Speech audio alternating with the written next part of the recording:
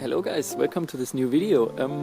This is gonna be a little buyer's guide for the MR2 Spider, because as I bought the car there were several things that I did not know, and some mistakes I did when looking for an MR2, and so I want to make a little video so when you're searching one you won't make the same mistakes as I did.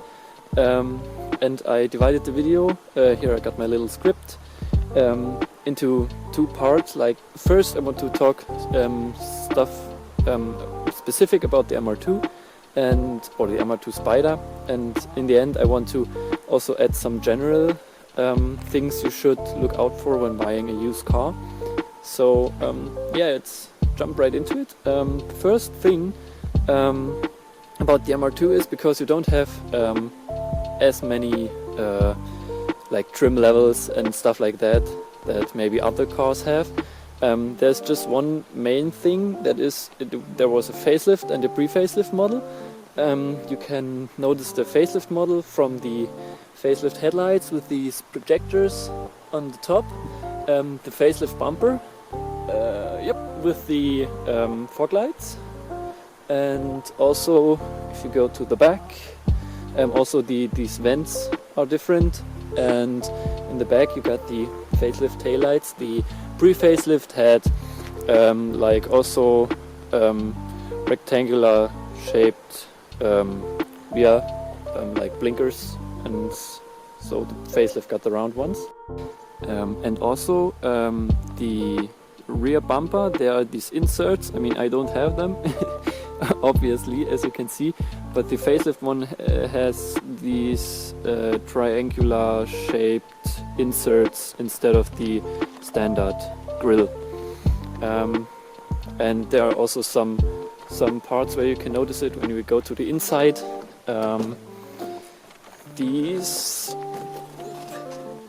The facelift heater controls look like that, and the pre-facelift had like little blue and red dots around there. This is also something where you can notice it, and yeah, that's pretty much the most important stuff about pre-facelift and facelift from the outside, but you can notice because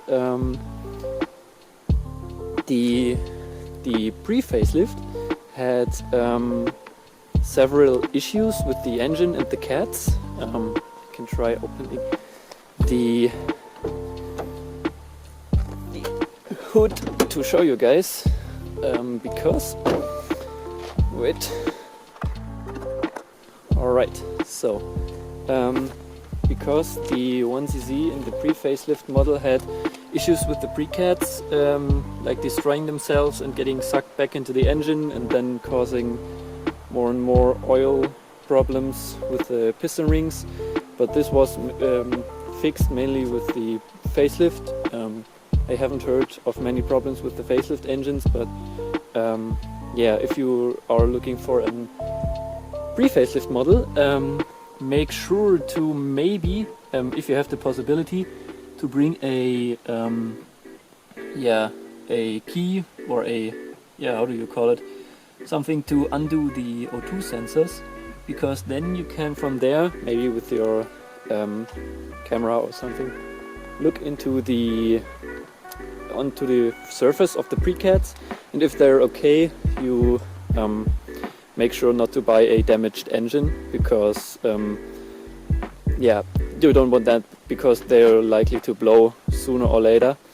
You can also notice the pre-cat problem from the oil consumption of the engine, so you could ask the previous owner how the oil consumption of the engine was.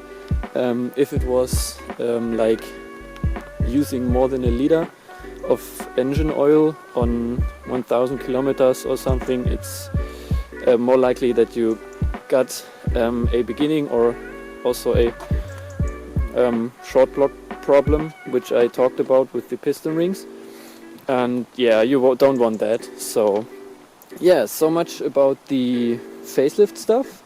And one thing, I don't know how that is in other countries. I heard the American market never really got the LSD but in Germany the facelift models got the 6-speed transmission with an factory LSD, so that's really something you could look out for if you want, because yeah, it's a pretty decent LSD, and they are, if you want to swap them, they're pretty expensive, so why don't just go for a 6-speed when buying the car.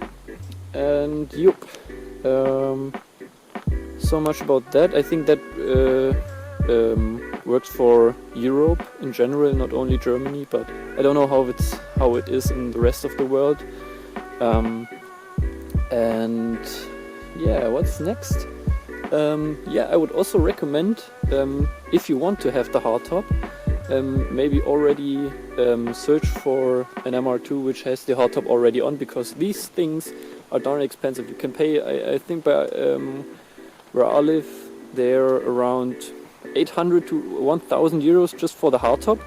And yeah, if you buy them, you don't really pay that much more for a car that has the hardtop in comparison to one that hasn't, because many sellers don't really notice what this thing is worth, so they don't change the price really when they sell a car with the hardtop. And yeah, that's pretty much everything I have to say about the MR2 specific stuff. I mean, you could one thing you shouldn't be afraid of is a bad handbrake, because MR2s are known for having the handbrake cables tend to loosen over the time, so don't be afraid if the handbrake doesn't really work. That's just a common issue. You could readjust them a few times, but there will be a time when you can't adjust them anymore, and then you have to replace them, and that's pretty not a fun job, because you have to lower the fuel tank, because they go down and around over the fuel tank, which sits like this in the car behind the driver or the seats, and yeah, that's not fun. So yeah, but I had to replace mine also, so yep, so much about the MR2 specific stuff. Other stuff you should look out for are obviously rust spots. Mine had rust spots on the front fenders, somewhere down there, but they were already repaired when I bought the car. And then back here there's a pretty bad one. I mean, this, yeah, you could see all the bubbles. This fender is completely rusted through, but the good thing is you can replace the whole quarter panel, so you can undo it all around and just change the whole thing. So I didn't really have a problem with that one being completely rusted, because most of the other stuff in the car were pretty good. So I don't know, because I didn't think that there's that hard to find in Germany, because we have so few MR2s. But yeah, if you find one, you can replace the whole rear fender, and of course the complete front fender. And yeah, there aren't really that much more typical rust spots on the MR2. I mean, of course a car can rust everywhere, but I had pretty rusty shocks, and also rusty, I don't know if you can see it, down there, the sway bar. But yeah, those are all parts you can change, so not really a big problem. And yeah, one thing I didn't do was check the brakes. I mean, if you buy a car, you should always check the brakes if they work. But one thing I forgot was to, after a longer test drive, you should use your hand and just place your hand on the wheel. It doesn't matter if it's a steel or a how do you call it, aluminium wheel, because then you can notice how warm the wheel gets, and if one wheel is significantly hotter than the others, it's most likely that the caliper is seized on that side, because when it's always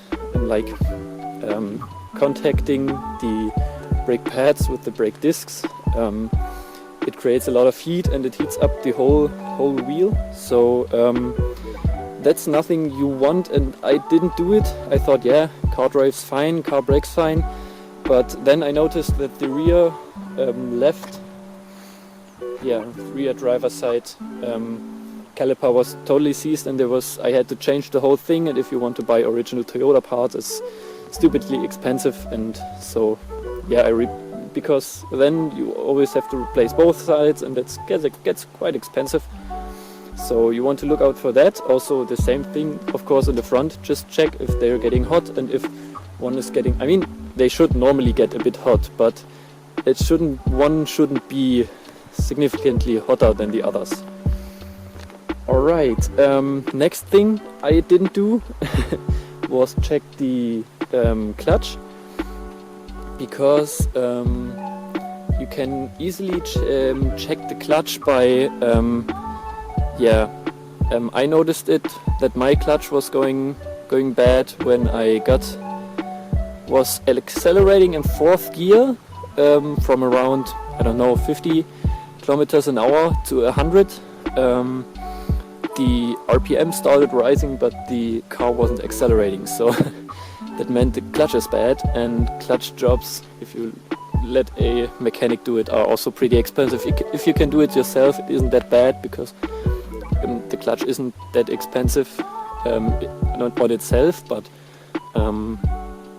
if you have to let someone do it, and I didn't have the chance to get the car on a hoist, so I had no chance doing it myself, and I also didn't have the knowledge, so was a pretty expensive mistake. But maybe check your clutch, do a little bigger test drive, and also really give the car full throttle and check if the clutch is slipping, because my car was from an older woman, which was 70 years old or something, and she drove the car since she bought it, and I thought, yeah, older woman maybe drove slow and stuff, but you don't, or I didn't consider that older people also tend to wear the clutches quite a bit. So that's another thing you should look out for, and that's always the question: do you buy from a older woman or a younger guy? You could assume the younger guy knows more about the car, knows how to take care of it, but on the other hand, younger persons will also most likely to drive the car harder and faster, and so you just have to check it, check all the things that you learned, and then you will have great fun with the MR2, because the 1cc in itself, it's a pretty reliable engine, if you make sure not to get one with failing precats. And if you buy a pre-facelift one, I would always recommend cutting the precats. I'm not sure, I maybe make a video about that, but if you get a facelift one, I think the engine will have no problem, at least mine hasn't. And always watch out for the oil consumption, and that's pretty much it. I can check if there's anything else on my list, but one thing I forgot to mention: if you buy a car with a hardtop, or if you have the choice to get one with a hardtop and you don't want to have it, you could always sell it. These go, as I said, for up to 1,000 euros, and people want them, so you will get rid of them if you don't need it, and you can make quite some money to refinance your car. And that's it. If you want, you could always compare if it's really the car somebody is selling you is really a pre-facelift or facelift one, because many people just change the headlights and the real tail lights, or just the bumpers or stuff like that, and then they say, oh yeah, it's a facelift one, but at the end it's just a pre-facelift one with changed headlights and taillights. I mean, that's also good if you don't care about it being pre-facelift, because the facelift lights are also very expensive in itself if you don't care, but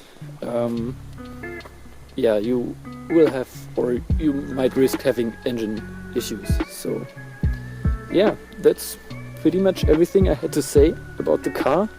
I will also make a little yeah, like if you can daily the MR2, because I think that might also be pretty interesting for some people who are considering buying one. And yeah, with that I would say thanks for watching, and I hope you will find a great MR2 for yourself, and yeah, have a great day.